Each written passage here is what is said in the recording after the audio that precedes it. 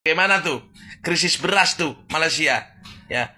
Malaysia nggak punya beras, sampai pengen impor dari Indonesia. Malaysia merupakan salah satu negara pengimpor beras terbesar di dunia, mengandalkan impor untuk memenuhi kebutuhan dalam negeri. Pada tahun 2023, negara ini mengimpor beras dari beberapa negara utama, dengan Vietnam sebagai pemasok terbesar, mengirimkan hampir 399 juta kilogram beras senilai sekitar 216 juta dolar Amerika Serikat. Thailand menyusul di posisi kedua, mengirimkan sekitar 370 juta kilogram beras dengan nilai sekitar 211 juta dolar Amerika Serikat. Beras dari Thailand terkenal dengan kualitasnya yang tinggi, terutama beras jasmine yang harum. Pakistan juga berperan penting sebagai pemasok beras, mengirimkan lebih dari 322 juta kilogram beras senilai 186 juta dolar Amerika Serikat, dengan varian basmati yang banyak diminati. India, dengan beras basmati dan non-basmati, mengirimkan sekitar 218 juta kilogram beras senilai 140 juta dolar Amerika Serikat.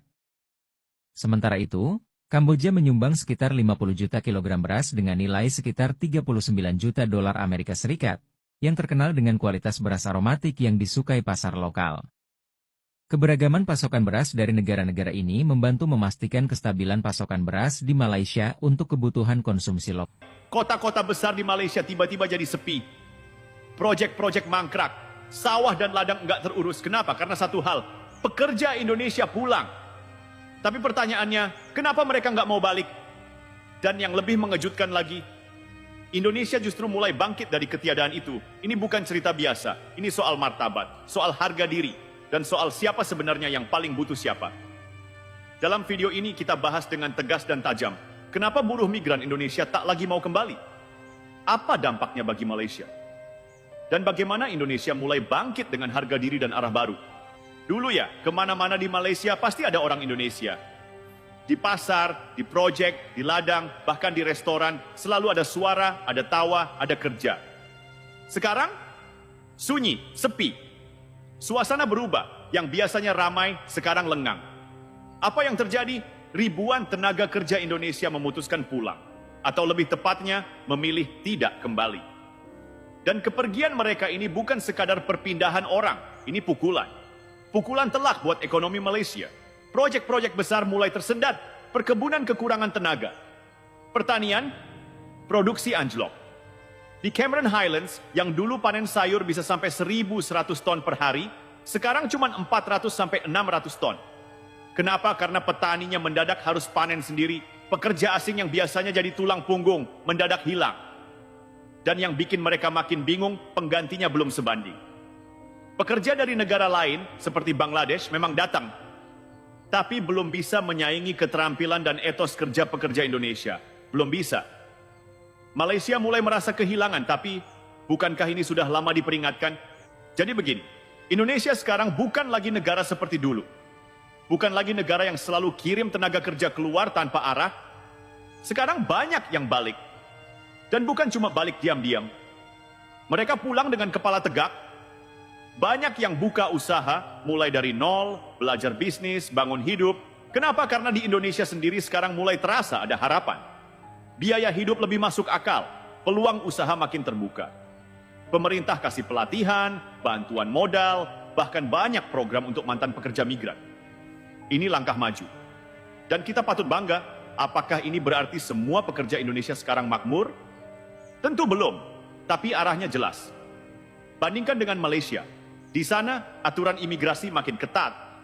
Pekerja ilegal ditangkap, dideportasi, diberitakan dengan nada negatif. Padahal yang bekerja itu manusia. Mereka bukan kriminal, mereka kerja, mereka bantu roda ekonomi jalan. Tapi mereka diperlakukan seakan jadi beban. Lalu mereka pulang.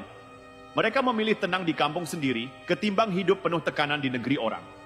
Bangsa yang maju itu mau belajar dari kesalahan, bukan menyalahkan negara orang. Segelintir YouTuber Indonesia selalu membuat berita bohong, sedikit-sedikit menyalahkan negara tetangga kita. Selalu dikaitkan dengan para TKI yang bekerja di Malaysia. Pada faktanya, ya mau nggak mau, akui sajalah. Kalau Malaysia itu jauh lebih baik daripada Indonesia. Dan mungkin kita harus banyak belajar. Jangan membuat cerita berangan-angan berlebihan. Faktanya, orang Indonesia yang bekerja di Malaysia secara resmi, mereka di sini baik-baik saja kok. Kenapa sih sibuk membuat berita bohong ke sana ke sini seolah-olah negara tetangga kita, Malaysia, penuh dengan sisi negatif. Ini sangat menyedihkan dan sangat memalukan. Saya sebagai orang Indonesia merasakan sendiri seperti apa suasana di Malaysia. Warga di sini juga ramah tamah, tapi segelintir YouTuber Indonesia selalu membuat cerita bohong. Ini sangat memalukan. Kemudian kalau ada negara lain yang maju, negara tetangga lainnya, wah, Singapura ketar-ketir, Indonesia akan stop ini, stop itu. Itu saja yang bisa kalian katakan. Nggak ada yang lain. Kalau ada negara Vietnam maju, wah, kalian mengatasnamakan sedikit-sedikit Prabowo akan bikin ini, bikin itu. Padahal Pak Prabowo selama ini menjabat tidak pernah mengatakan itu semua. Prabowo stop beras ke Malaysia, Prabowo stop gas ke Singapura. Itu yang kalian bisa katakan, selalu membuat berita bohong terus. Pada faktanya, kalian tidak pernah mengakui keunggulan negara tetangga kita yang semakin hari semakin maju ke hadapan. Oke, saya akan berikan contoh kecilnya saja. Nilai tukar mata uang kita, kalau dibandingkan dengan nilai tukar mata uang ringgit, masih tinggi ringgit Malaysia. Kalah lagi, ya kan? Tapi setidaknya stoplah untuk membuat berita bohong yang berkaitan dengan negara tetangga kita, kemudian dikaitkan dengan para TKI yang bekerja di Malaysia. Kalau sudah tidak mau bekerja di Malaysia, ya sudah, nggak usah membuat berita yang seolah-olah, ya kan, perlakuan orang-orang di Malaysia itu begitu sangat buruk semuanya terhadap orang Indonesia. Ini sangat menyedihkan palau bagi saya. Dan inilah kenapa kita sulit menjadi negara yang maju, ya, karena mudah dibohongi oleh berita-berita yang tidak sesuai fakta. Dan pada faktanya langsung membandingkan, ya kan, Jepang minta permintaan untuk orang Indonesia supaya kerja di sana, Korea minta orang Indonesia untuk kerja di sana. Itu selalu bermunculan berita-berita seperti itu. Saya punya teman di Jepang, saya punya teman di Korea, saya punya teman di Taiwan. Kerja di Taiwan, di Korea, di Jepang itu tidak mudah. Harus bisa menguasai bahasa tersebut. Dan itu pun juga perlu proses. Enggak langsung tiba-tiba langsung diangkut kerja ke Jepang.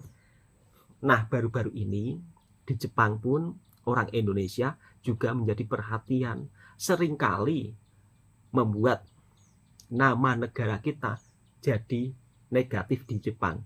Meskipun ini segelintir ya yang melakukan tersebut, hal-hal yang kurang baik di negara orang, tapi dampaknya sangat besar bagi seluruh orang Indonesia.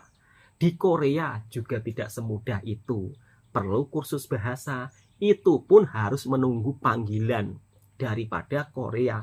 Kalau nggak ada panggilan, ya nggak bisa langsung kerja ke Korea. Bukan langsung daftar kerja ke Korea, langsung berangkat. Bukan daftar kerja ke Jepang, langsung berangkat, menunggu panggilan. Paham? Bukan semudah itu. Tapi kalau berita-berita bohongnya, wow, luar biasa. Seolah-olah kita itu terpaling yang diperlukan, terpaling hebat. Inilah suatu kemunduran kalau kita tidak mau berpikir secara bijak. Karena kita mudah dibohongi dengan berita-berita yang tidak sesuai fakta. Faktanya nggak usah jauh-jauh ke Korea, nggak usah jauh-jauh ke Jepun.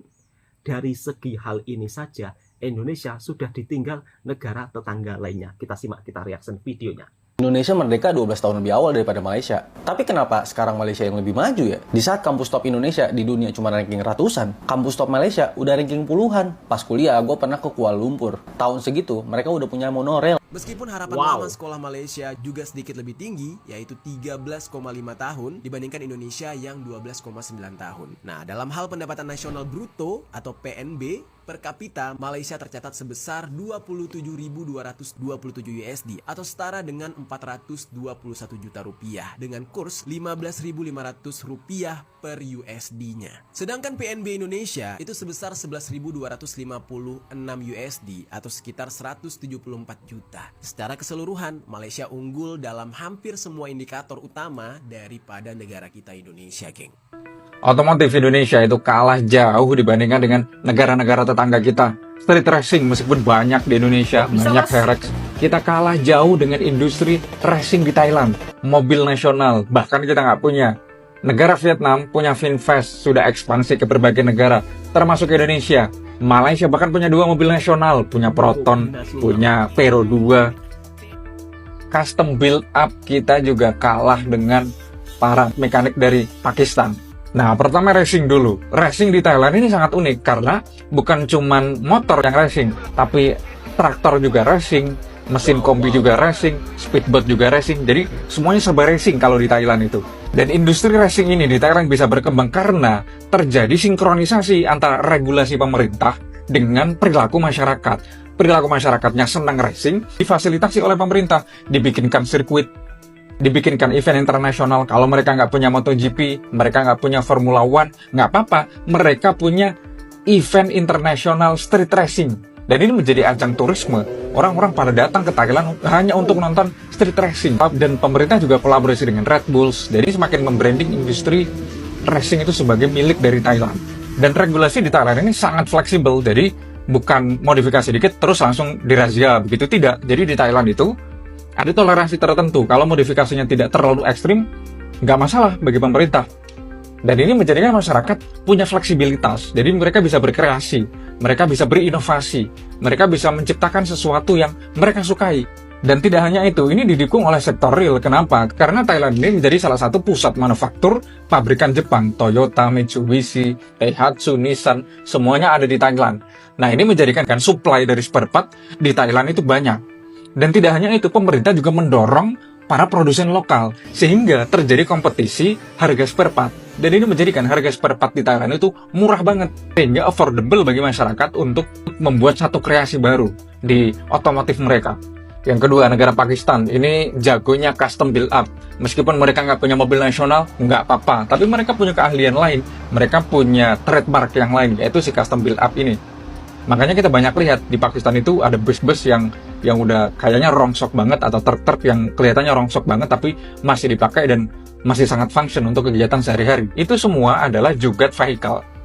Mekanik Pakistan ini memang S3 teknik mesin ini, jagoan sekali. Jadi mereka sering sekali engine swap di mesin-mesin tertentu. Pakistan ini menjadi dumping ground dari Jepang. Jadi biasanya kalau mesin-mesin yang udah kena usia itu semuanya dibuang, padahal masih bagus. Ini kalau di Indonesia itu persis seperti KRL bekas. Secara tradisi keilmuan, Pakistan juga menarik. Jadi mereka mengenal mekanik itu kalau belajar itu harus dari ustadz. Nah, kalau di Indonesia itu ngajarin agama, kalau ustadz di Pakistan itu ngajarin mesin, otomotif. Jadi mereka biasanya ada orang yang sangat expert tertentu, dan hanya orang ini yang punya keilmuan tersebut. Salah masalah mesin, mereka rujukannya harus ke sana. Ini akan memberikan mentorship untuk generasi-generasi selanjutnya. Nah, ini menarik. Jadi baru-baru ini diumumkan bahwa Jepang, saudara tua kita, kini benar-benar mengalami krisis tenaga kerja, bos. Tak main-main jumlah yang diperlukan pun, kabarnya mencapai 150.000 orang. Di mana memang lowongan ini pun terbuka bagi semua negara. Namun mantapnya, ternyata Jepang pun lebih memilih atau lebih memprioritaskan orang Indonesia.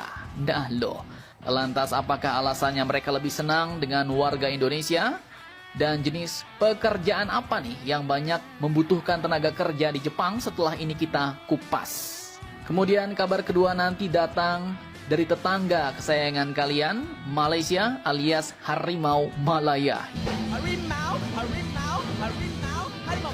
Yang kabarnya kini tiba-tiba meminta impor beras dari kita Indonesia, bos. Bahkan katanya juga mau belajar dari kita Indonesia terkait teknologi pertanian.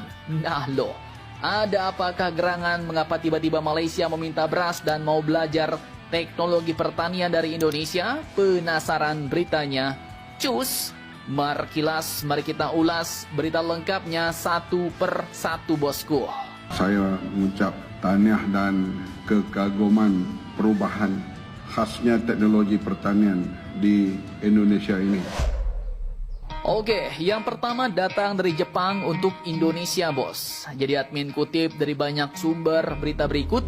Baru-baru ini diumumkan oleh Ketua Ikatan Pengusaha Kensusei Indonesia atau IKPEXI, yaitu Bapak Pranyoto Widodo, mengatakan bahwa Jepang kini sangat kekurangan tenaga kerja dan saat ini membutuhkan sekitar 150.000 pekerja dari berbagai negara, bos. Malaysia mau belajar teknologi pertanian. Jadi baru-baru ini Menteri Pertanian dan Keterjaminan Makanan Malaysia, yaitu Datuk Seri Haji Muhammad bin Sabu, telah menyatakan ingin kembali belajar dari Indonesia dalam mengembangkan sektor pertanian.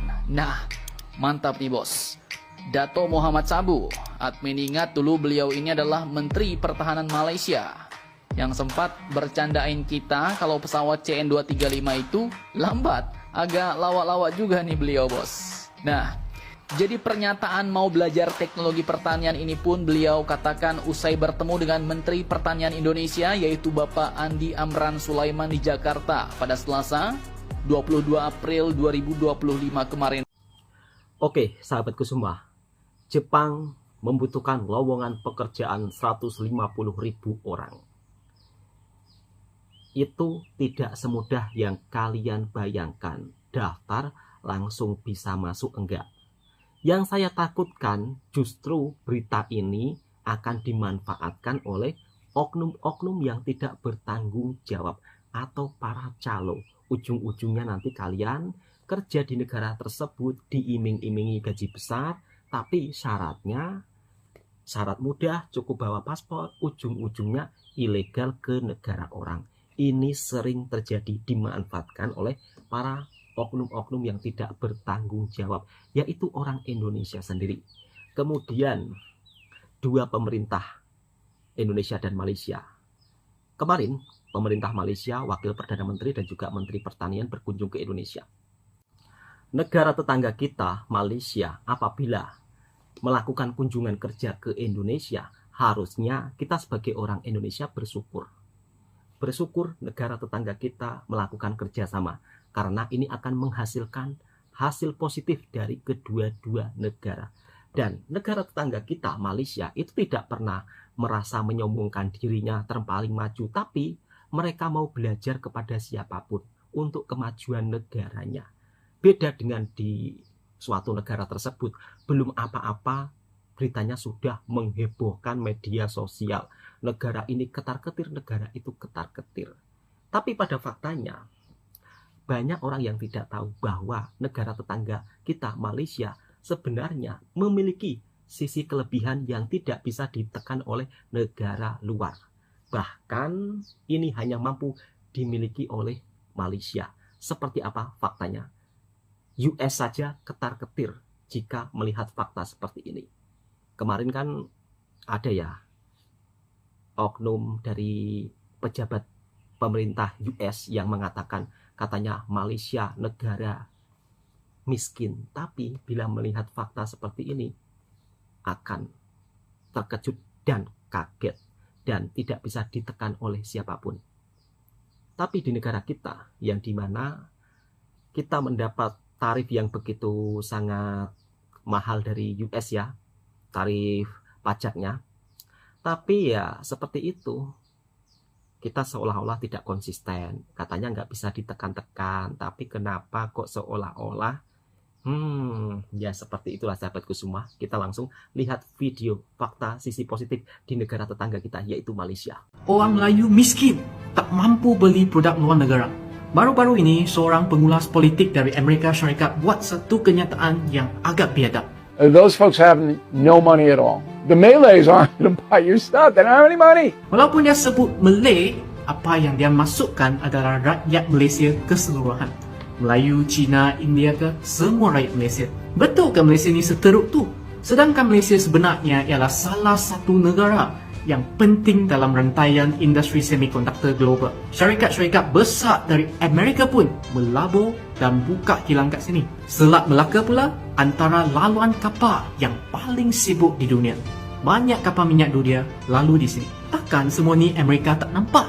Cuba kita tengok pula keadaan sebenar kat negara dia. Menurut data Bank Dunia, pada tahun 2021, perbelanjaan kesihatan setiap orang di Amerika ialah lebih RM56,000 setahun. Paling mahal di dunia. Ramai orang bankrupt sebab tak mampu nak bayar kos rawatan. Tapi di Malaysia, hanya sekitar RM2,200 setahun.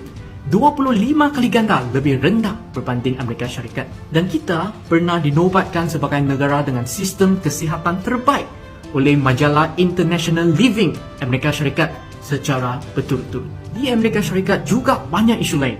Isu perkaman, orang Asia dan Afrika sering jadi sasaran diskriminasi. Isu senjata api, dalam tahun 2023, lebih 43,000 orang mati akibat tembakan. Cuba bayangkan, purata 117 orang mati setiap hari. Kita kat Malaysia, ada subsidi pendidikan dari sekolah rendah sampai ke universiti. Ada rawatan kesihatan murah dan boleh capai. Ada cuaca yang baik, makanan sedap, tiada keganasan bersenjata. Dan yang paling penting, rakyat berbilang kaum boleh hidup bersama dengan aman. Tiada negara yang perfect dalam dunia ini. Negara kita pun ada banyak kelemahan yang perlu dipertingkatkan lagi. Jadi, bila Amerika Syarikat cakap buruk tentang kita, sebenarnya bukan sebab mereka pandang rendah, tapi sebab mereka risau dengan kebangkitan kita. Inilah taktik mereka, guna mulut dan media untuk jatuhkan imej Malaysia di mata dunia. Tapi masa depan Malaysia bukan ditentukan oleh pandangan orang luar. Kitalah yang tentukan masa depan kita. Saya bangga jadi anak Malaysia dan saya yakin negara ini akan terus maju ke hadapan. Selamat maju jaya, Malaysia. Guys, kayaknya Indonesia nih di depan Amerika nih udah jadi penjilat banget gitu ya. Kesannya tuh kayak udah menjilat banget gitu. Karena makin ngadi-ngadi dan di luar nalar gitu maunya Amerika ke Indonesia nih udah dikasih hati minta jantung gitu. Kemarin mereka ngeritik nih terkait imigrasinya Indonesia. Nah sekarang mereka udah protes lagi nih terhadap aturan jaminan produk halalnya Indonesia, ya kan? Ini maksudnya apa ya gitu kan ya? Atau hanya di makanan sama kosmetik gitu. Mereka merasa keberatan karena itu menghambat mereka dalam sektor makanan dan kosmetik gitu. Nah harapannya nih untuk protesnya Amerika khusus pada satu hal ini nih, jaminan produk halal ya. Harapannya pemerintah Indonesia nih tetap waras ya, jangan ngadi-ngadi loh. Udah jadi penjilat jangan sampai ngebabu juga gitu. Karena gini guys ya, jaminan produk halal itu bukan hanya tentang halalnya aja. Dalam proses sertifikasi halal itu ada halal dan thayyib gitu. Artinya jaminan produk halal ini bukan hanya sekedar memastikan bahan dasar atau produk dasarnya ini halal, tapi proses untuk membuat ini produk juga thayyib gitu. Jadi bukan hanya persoalan bicara syariat Islam, tapi ini juga bagaimana menjamin bahwa makanan atau kosmetik yang udah bersertifikasi halal nih ya kan ya, itu benar-benar bisa dimakan, benar-benar bisa dipakai, aman, sehat gitu, tidak mengancam kesehatan bahkan nyawa kan gitu ya. Nah aja nih ya kan, produk halal ini sebenarnya sekarang nih kalau kita berbicara global itu tuh udah menjadi lifestyle, sudah menjadi kebutuhan pasar global guys. Jadi gini ya, udah nggak usah dengerin Amerika dan pemerintah Indonesia, lu jangan ngadi-ngadi nih untuk satu hal ini nih ya. Berani lu relaksasi juga ya kan ya, apalagi sampai lu longgar-longgarin khusus untuk Amerika ya, emang udah nggak ngeri lagi, udah nggak ada harapan lah buat lu dah. Nah, itulah sahabat-sahabatku semua, sisi positif yang ada di negara tetangga kita, yaitu Malaysia, yang dimana memiliki sisi kelebihan sendiri. Dan ini mungkin juga bisa perlu dicontohi oleh Indonesia. Assalamualaikum warahmatullahi wabarakatuh.